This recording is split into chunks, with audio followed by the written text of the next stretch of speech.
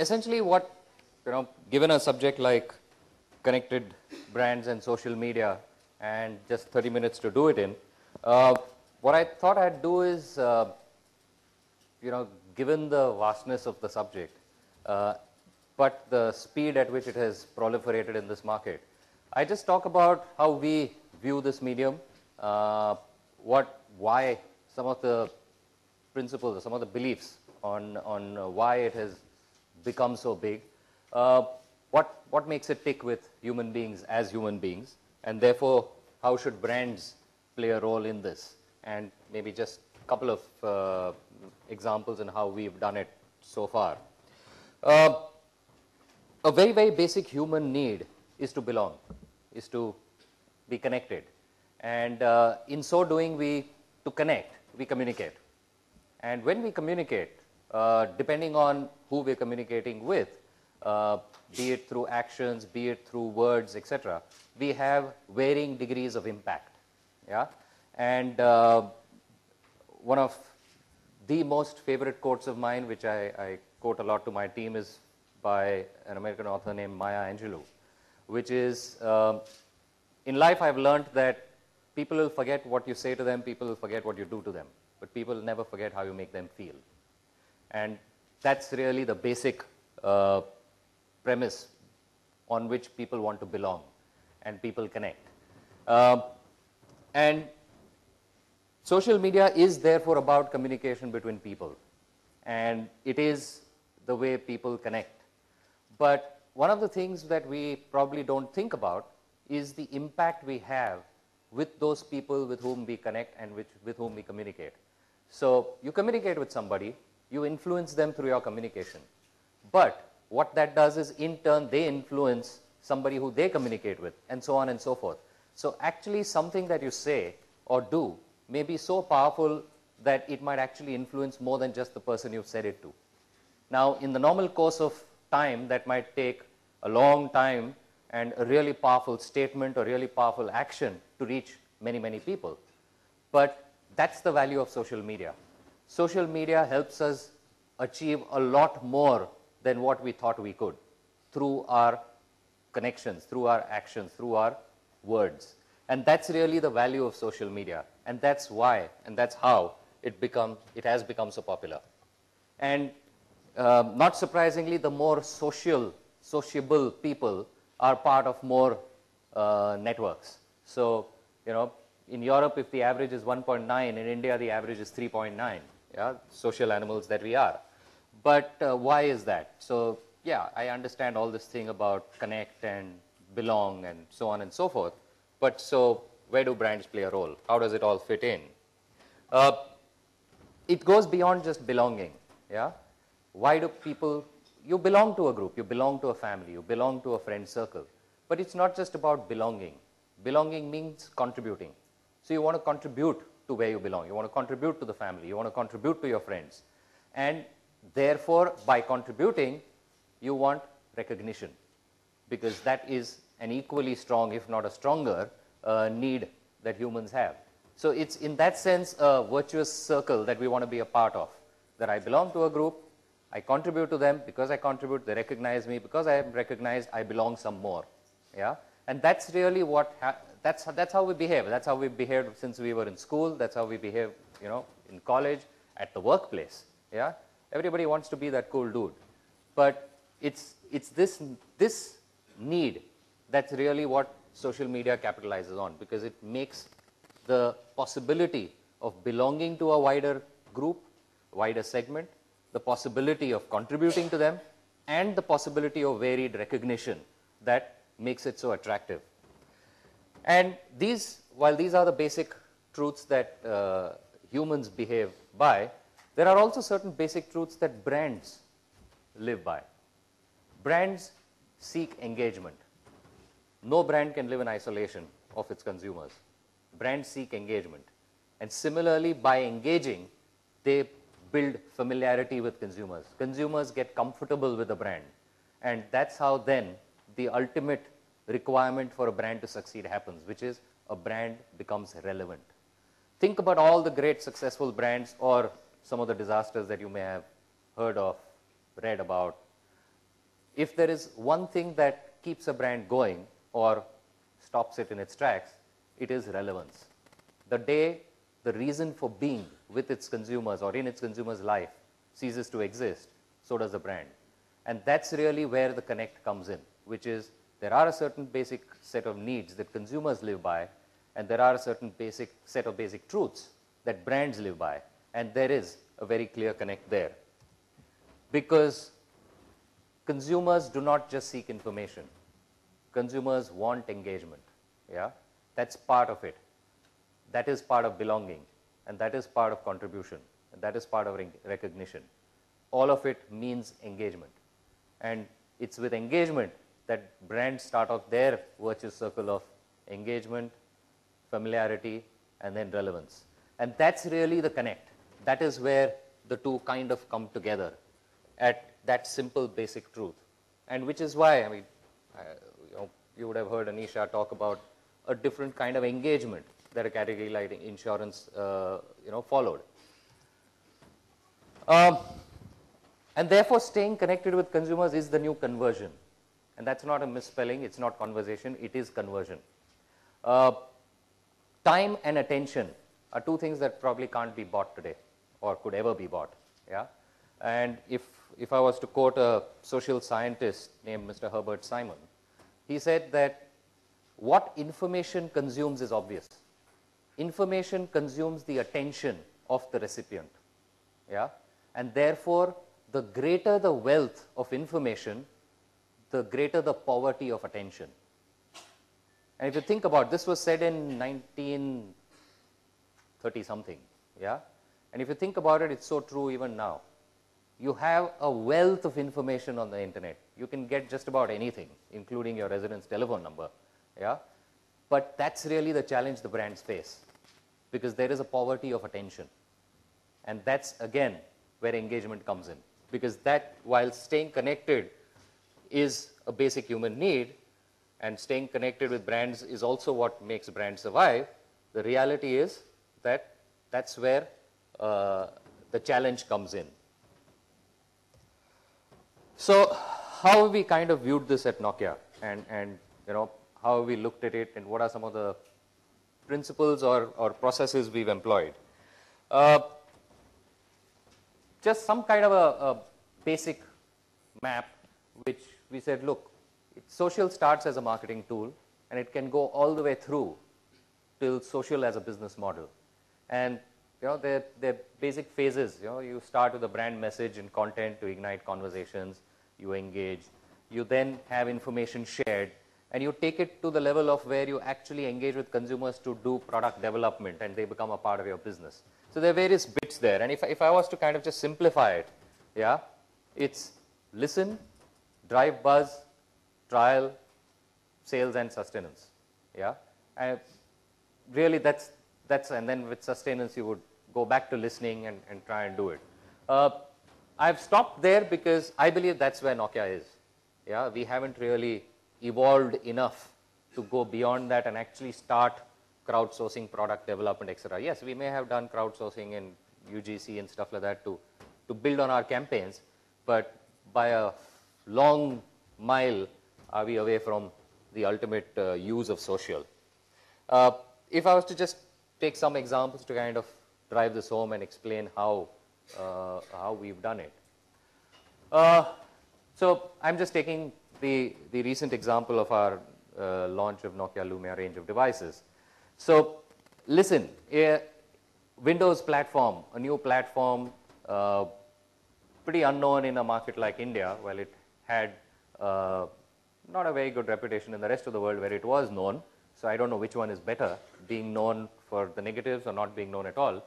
But as you can see, it had less than 2% share of voice on various social platforms. And therefore, the first task was to understand, to listen, and figure out where it was. Where were we? What was the task ahead of us? And what was the challenge? Then, basis that, we say, okay, how do we drive buzz? How do we create anticipation?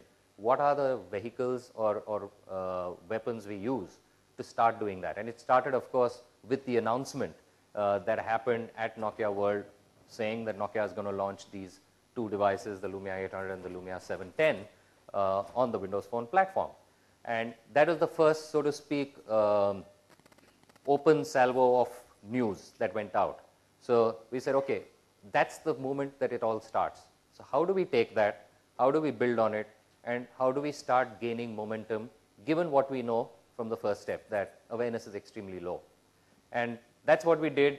We moved, share of voice increased to about 23%. So pretty decent stuff. And generally, in a category like mobility, getting noise going is not very difficult.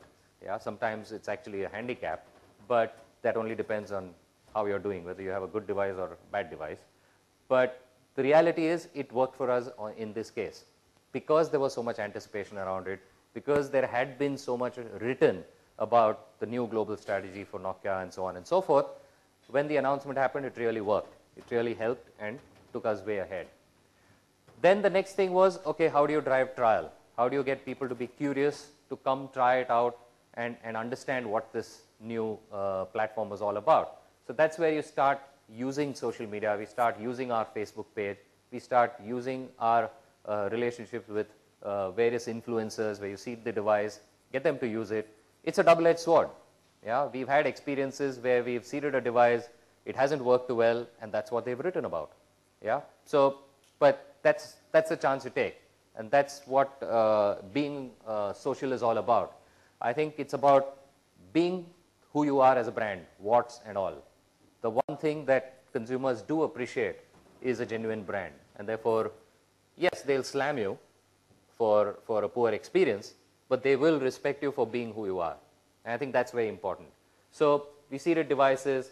We had pretty decent traction in the early days on pre-booking of the device. So this is actually people who, before they've even seen it, before the device has been launched, actually put money down to book the first few devices that come. That's quite a commitment to get from a consumer. Yeah. Then there was this whole campaign that broke out around the small amazings, big amazings, and we had some small amazings happening online in the social space, which actually reached 22 million. And you know, if you think about it, and this is where I think I should start actually charging a lot of these online companies for doing such a spiel for them, because if you think about it, if 100 million is the total number of people in the online space, we've reached 22% of that universe. And this would be in a span of 2 months, or less than that actually. Yeah. Now that kind of a reach is very difficult to get otherwise in an offline medium. And if you go back to the example I started with, saying something which influences someone who then carries it forward and influences somebody else, I don't know how long it would have taken to reach 22 million people. Yeah. And then of course there is sustenance, which is things that we are doing nowadays, which is the whole blown away by Lumia, and there are tutorial videos to show how to get the most out of this platform, so on and so forth. So again, taking that flow of saying what are the things that need to be done in the social media space, how do we build on it, and how do we progress from one stage to the other. Just another example of how you give people opportunities to connect, show interest, or maximize opportunities where people would be interested. It works both ways. Yeah. So these are just various screen grabs of various places where there were reviews of the Lumia device, where Weber was talking about it, or where there is just a online review and some demo, and you just have simple call to action links there which they can use to either express interest or to understand more, and so on and so forth. And essentially it's about being where the consumers are. We know how it works in the category. Yeah, we know how it works with consumers when they start looking for rag picking, as we call it. Yeah, start looking for what's new, what's coming up, and that's where you as a brand should be present with videos, present with reviews, present with the information that you believe they need to have. Yeah, and that's really how engagement comes about in the places where they are. Again, it's easy to force information on them, it's easy to spam them, but that's really not going to work, because that would be what Anisha was just saying earlier. It would be selling, and that's something they don't want. Yeah. If we go back, ultimately what did we say? Consumers don't just seek information, they seek engagement. And that engagement doesn't come by spamming them with information and with brochures and what have you. Yeah? It's about being where they are, giving them the information, and then letting them respond, letting them have the decision making of how they want to react. So in that sense, if you think about it, it's all about active relationships. Yeah? It's about building a leading presence. It's about therefore being wherever they are, but building your competitive edge with the right information, yeah? with the right kind of language, the right kind of tools, the right kind of experiences, which will create a positive perception. So it's about building leading presence. It's about engaging actively. Yeah? Ignite conversation. Start a dialogue. It may go south sometimes, but it will still be a dialogue. At least you know how consumers feel. Yeah? More often than not, you get a positive reaction because consumers want engagement and they want, go back, they want to belong, they want to contribute, and then they want recognition for that. And that's really what it builds on. So you ignite conversations and engage with them. And finally, you also reach influencers. Like I already said, that it is a double-edged sword. But more often than not, you know, when you're honest and genuine, influencers are honest and genuine. And you'll get a good balanced view from them, yeah, more often than not. And that's really what we call building active relationships. And in that sense, everything is social. Now, when I say everything is social, what do I mean? It's not, like I said, we are not at the end of that spectrum which I showed you. So in that sense, it's not, everything is not social. But from a consumer-facing, consumer-engaging perspective, it is very, very social. So we want to be authentic, we want to create relationships, and we want to manage these on our own. Yeah? The most important thing at the end of the day that we have is the brand. And I think it is a big, big crime, if I may call it, to abdicate the responsibility of that brand to somebody else. And it's not easy. It takes a lot of effort, a lot of resources, a lot of planning, thinking, but at the end of the day, the brand is ours, and therefore it is our responsibility to ensure that that relationship, that authenticity, nobody else manages but us. Yeah? We've done a lot to enable cross-functional collaboration, because the social space is just that. It's a space that people live in. Yeah? It's a space that people occupy. You can't compartmentalize behavior, you can't compartmentalize information, you can't compartmentalize engagement. So we've had some challenges when we first started off on this journey, where we used to get a lot of issues, complaints, saying, oh, I've gone to your care center, nothing has happened, blah, blah, blah. And over a period of time, we realized that we couldn't handle this as one-off. So we actually set up a system on how to handle care issues that come on our social pages. Now, that's a different cross-functional collaboration, a cross-functional way of working that needs to be developed. Yeah? An article appears about Nokia. We get responses on our social pages. Now, therefore, the communications department needs to be involved, because how do you respond to that? You can't leave it to an engagement manager to respond from a Nokia point of view. Disaster. So it again leads to another cross-functional collaboration and a cross-functional working. So in that sense, to be really social, it needs everything. When I say everything, by way of working within the organization, the front-facing consumer part of the organization, to really be involved, integrated, and work closely. And in that sense, integration becomes critical into the marketing mix. So we've started down this journey about 3.5 years ago, when we moved from just buying banners to genuinely being a brand in the digital space. And over that period of time, it takes a lot of evangelism, it takes a lot of convincing, it takes a lot of talking, because obviously, you know, if the digital team is just buying banners, imagine the rest of the organization certainly has no clue about what that space is. So from that perspective, yeah, it is a hard sell, it is a push, but at the end of the day, once people see the light, so to speak, yeah, integration into everything we do is automatic. So there is not a single marketing or a business discussion or a mix discussion that happens where certainly somebody around the table will ask the question, so what are we doing online? Yeah? What are we doing socially? And so on and so forth. And that's really, to me, a clear sign that it's there to stay, and now it will kind of, it's acquired its steam of its own. But to take it to the next level, therefore, what does it involve? And like I said, it's a binary decision. It's a all or nothing. You can't be social for a certain campaign and then not be social, because then you might as well not be there. Yeah? And that's really the reality of this space. So I won't go through all the various things, but this is just to give an insight that it has to do with people, how people behave, how people practice.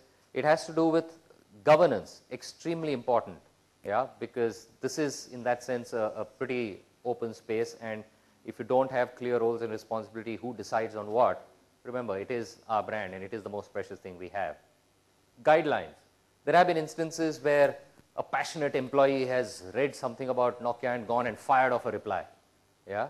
Ultimately, while yes, one appreciates that passion, they are engaging as representation of the brand with a consumer, and that can have sometimes a very positive but sometimes a not so positive effect. So what are the kind of guidelines? How do you train people on how they should behave online in their professional capacity? Personal capacity, sure, they're free to do what they want, but when they're talking about Nokia, that becomes professional. And what are the guidelines there? So it's about lots of things, metrics. It's not just about being out there for the sake of being out there. Why are we out there? What is our objective? How do we track our progress? Yeah? That becomes extremely important. So it is a separate whole algorithm that you need to put into place to ensure that this space is leveraged effectively and this space is leveraged in the best possible way to maximize the potential that this space has. Yeah? So in summary, it's about them. Yeah? It is about people who are there. It is about the brand, certainly, but it is not from the brand's context. It is from the people's context. We have to be where they are, how they want us to be, how we believe we should be with them, genuinely, authentically. Yeah? But you have to think from the people's perspective, and you have to plan for the 1990. Yeah? One person writes, 9 people read about it, and then they tell another 10 people on their own. And that's really the impact. Going back to the beginning of what I said, you say something that influences someone, and they pass it on, because that's the impact we can have in our relationships.